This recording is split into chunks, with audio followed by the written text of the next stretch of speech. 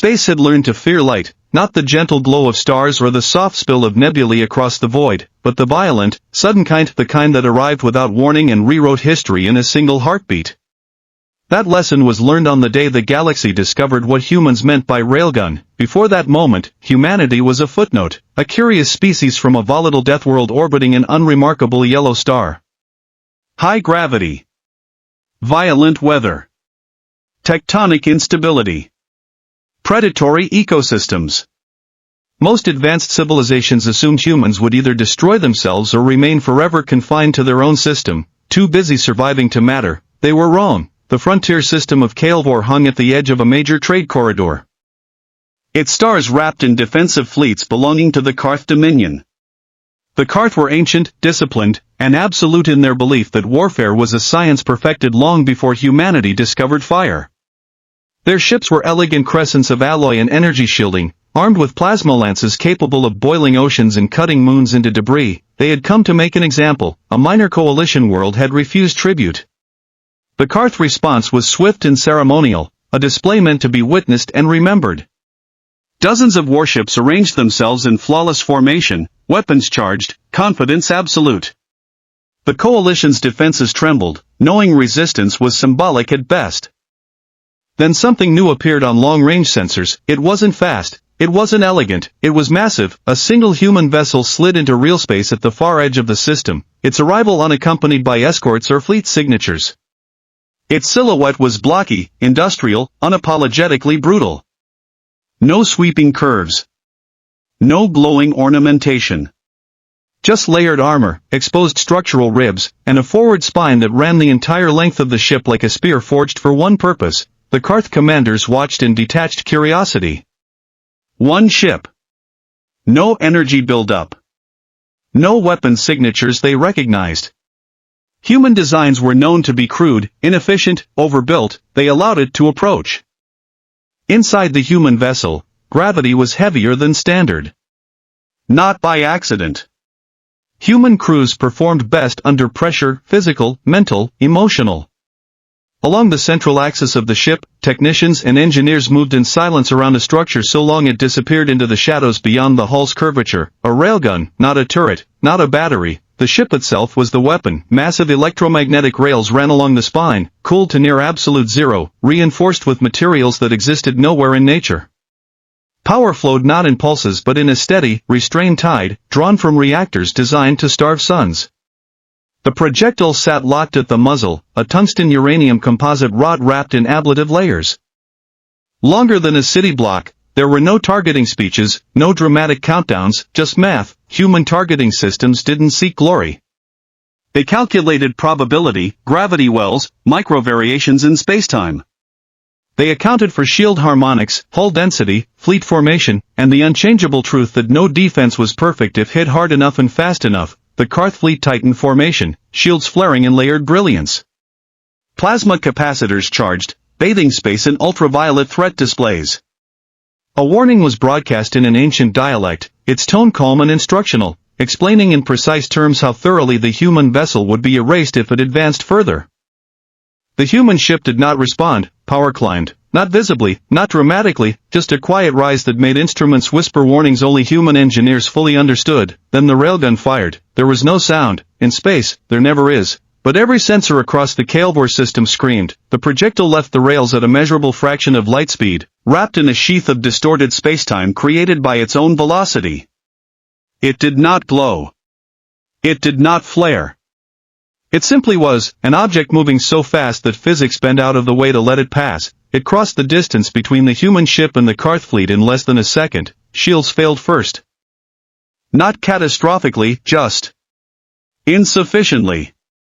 Energy barriers designed to disperse plasma and lasers had no language for kinetic impact at relativistic velocity. They flared, folded, and collapsed like paper held against a hurricane. The rod struck the lead Karth warship dead center. The ship did not explode, it ceased, matter compressed, then liquefied, then converted into a rapidly expanding cloud of plasma and debris that carried the projectile onward. The rail slug did not slow.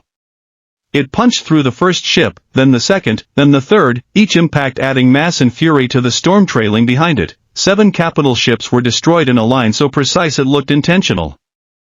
The 8th was torn apart by the debris cone, the 9th lost power and drifted, hull breached, command core shattered by shockwaves that arrived faster than warning. By the time the projectile exited the formation, the Karth fleet was no longer a fleet. It was a wound. Silence followed, not the calm kind, the horrified kind. Across the system, sensors recalibrated, trying to understand what had just happened. The laws of warfare they had relied on for millennia had been violated, not by superior shields or exotic energy, but by something brutally simple: Massachusetts, speed, intent. The human ship remained where it was, railgun cooling, systems already preparing another round. No pursuit. No celebration. Just readiness. A transmission finally left the human vessel, broadcast on open channels in clear, unadorned tones. Not a threat. Not a boast. A statement of fact, translated automatically into dozens of languages. This is a humanitarian exclusion zone. Withdraw or be removed. The surviving Karth ships did something no one had ever recorded them doing before. They turned away. As the damaged fleet fled, whispers began spreading faster than any signal. Analysts, admirals, and ancient minds all asked the same question in growing dread: if this was a single shot, what did humanity bring when it truly went to war? Far away, in the quiet orbits of Earth, railguns cooled in silence. Waiting, not for conquest, but for the moment the galaxy forgot why humans preferred peace, and the stars would remember that lesson forever. The shockwave of that single shot did not end in Kael'vor. It rippled outward through data relays, merchant routes, and ancient archives, carried by frightened couriers and trembling AI analysts. Every major power replayed the sensor recordings again and again, slowing them down, enhancing them, searching for hidden tricks. There were none. No exotic particle beams. No forbidden physics, just force, perfected. Humanity did not follow the fleeing fleet. That absence unsettled the galaxy more than pursuit ever could. The human warship remained still. Like a predator that had already proven it could kill and no longer needed to chase. Rescue craft emerged next, not attack vessels, but humanitarian ships moving toward the shattered remnants of coalition worlds caught in the crossfire. Medical bays opened. Emergency beacons were answered without discrimination. It was then the galaxy noticed the contradiction. The species capable of erasing a battle line with a single pull of the trigger was the same species patching alien wounds, stabilizing failing reactors, and towing crippled stations back into orbit. No demands were made. No tribute requested. Only quiet efficiency and an unspoken warning carried by sheer presence, in hidden councils. Ancient races revised their threat models. Humans were no longer classified as developing. They were reclassified as strategic unknowns, a category reserved for forces that reshaped eras rather than participated in them, and somewhere in the void, the human railgun was already loaded again, not in anger, but in readiness, because humanity had learned long ago that peace only survives when guarded by something strong enough to end a war before it truly begins. The galaxy held its breath. Every world with sensors capable of observing the Kael'vor system recorded the aftermath. Fractured fleets, drifting survivors, and the eerie calm of a human ship that had moved not for glory. Not for vengeance, but for order. Across light years, intelligence networks buzzed with recalculations. Every civilization that had once assumed superiority now questioned its assumptions. Humans were no longer simply another species. They were arbiters of inevitability, their actions rewriting doctrines, protocols, and centuries of military theory. The Karth Dominion limped home, its pride shattered, its confidence eroded by a single projectile fired across a vacuum. Leaders convened in panic, debating retaliation, reconsidering alliances, and desperately attempting to understand how one species had combined raw ingenuity with moral restraint. They could not find the answer. There was no formula for a species that could annihilate without cruelty and protect without hesitation. Meanwhile, the human vessel did not idle. It transmitted repair drones to the disabled ships of neutral systems, stabilized damaged orbital platforms, and coordinated with coalition governments to evacuate civilians caught in war zones. Every movement radiated calm control, a statement that humanity's presence was not conquest, it was principle. Their railguns remained loaded, visible only to sensors sophisticated enough to detect their dormant potential. The threat was implicit, absolute, and immutable. Rumors spread faster than light. Traitors whispered in shadowed corridors. Pilots reported sightings in transit lanes. AI analysts recalculated risk matrices with every new data stream. The message was singular and terrifyingly simple: humanity could destroy fleets, yet they chose to protect the innocent. Their power was matched only by their restraint, and the galaxy understood that restraint could be lethal. By the time the last shuttle returned to the human vessel, the galaxy had already changed. Systems that once ignored Earth now watched, systems that had once opposed humanity reconsidered their stances, and civilizations that had relied on intimidation now realized the future belonged to those who combined intelligence, morality, and sheer willpower. And somewhere, deep within the void, the Karth Dominion recorded the human ship's signature one final time, a shape unyielding. Silent, and immortal in its warning, the universe had learned a lesson it would not forget: humanity did not merely participate in history. Humanity wrote it. Far beyond the battle-scarred system, whispers of humanity's power had become legend. Star systems recalibrated their defenses, fleets were rerouted, and treaties quietly revised. The railgun was no longer just a weapon, it was a promise. It reminded every observer that humanity could strike with unparalleled precision, yet choose mercy when it suited their purpose. Across neutral space, scientists and engineers from countless civilizations studied the data fragments left behind. Each simulation, each reconstruction, failed to predict the outcomes. They could replicate the physics, the power, even the trajectory of the projectile, but never the intent behind it. That was uniquely human. They combined calculation with judgment, speed with patience, and destruction with conscience. The human ship moved again, not to hunt, but to stabilize. Collapsed stations were reinforced, drifting habitats nudged back into orbit, and survivors of collateral damage evacuated to safer systems. Each act of repair was executed with the same meticulous attention that had launched the devastating railgun strike. Humanity had proven it could end wars in a heartbeat, yet it chose to heal, protect, and preserve. Even the Karth Dominion, licking wounds and reconsidering every strategy, began to spread tales among their ranks, not of fear alone, but of grudging respect. They documented the incident not merely as a defeat, but as a revelation. There existed a species whose power was unmatched, whose intelligence was deliberate, and whose moral compass dictated every action. A species whose presence alone could reshape the galaxy without a single engagement beyond one decisive strike, and somewhere in the endless darkness, the human vessel waited. Systems humming in quiet readiness, railgun cooled but never idle, engines idling with patience honed over centuries. It was a sentinel, a reminder, and a statement: the galaxy was never truly safe, but for those who respected life.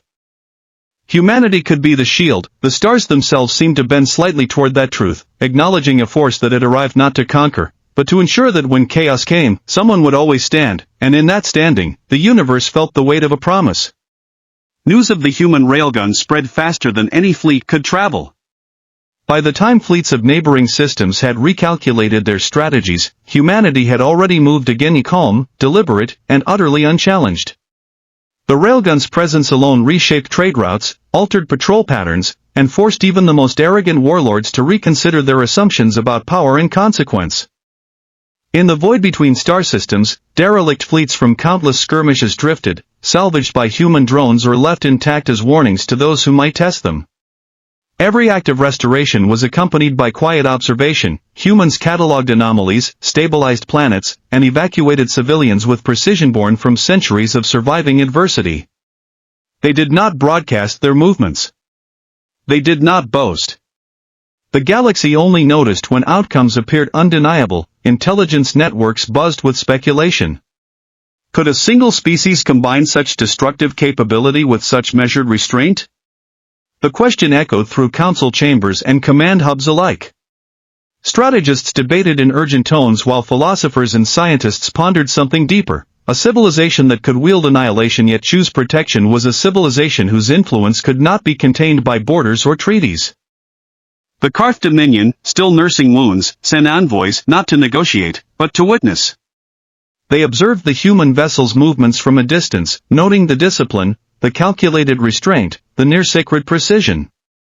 And in that observation, even the proud Karth realized something profound. Humanity's strength was not only in its weapons, not only in its fleets, but in the mind and conscience guiding them. By the time the galaxy had fully absorbed the implications, humanity had already left. The railgun remained ready, silent, a promise and a warning, its existence altering equations of power without firing another shot, and the universe began to understand that some forces do not demand recognition, they command it. Centuries of assumptions unraveled in moments, yet humanity moved as if nothing had changed. The human vessel drifted through the void, railgun silent, engine steady, a presence both feared and respected. Systems once chaotic found stability in its passage. Trade resumed along safer corridors. Collapsed stations were repaired. Refugees were delivered to worlds that had once doubted their capacity to survive. In every observation post, across countless civilizations, the story repeated itself. A single shot had destroyed fleets, yet mercy followed where destruction had fallen. Humans did not pursue vengeance. They did not gloat. Their actions were deliberate, moral, and calculated, an intelligence coupled with restraint that no alien power had ever fully comprehended. Even the Karth Dominion, hardened by eons of warfare, finally acknowledged a truth long denied. Humanity was not merely another combatant. It was a standard, a measure by which all other civilizations would now judge themselves. Power without conscience was chaos. Conscience without power was meaningless. But humanity balanced both with terrifying perfection, and as the vessel vanished beyond the horizon of known space, leaving only whispers and calculations in its wake, the galaxy understood the most important lesson of all: the stars themselves could tremble, yet a species that combined intellect, moral clarity, and absolute force could hold them steady, and in that steadiness, humanity became legend.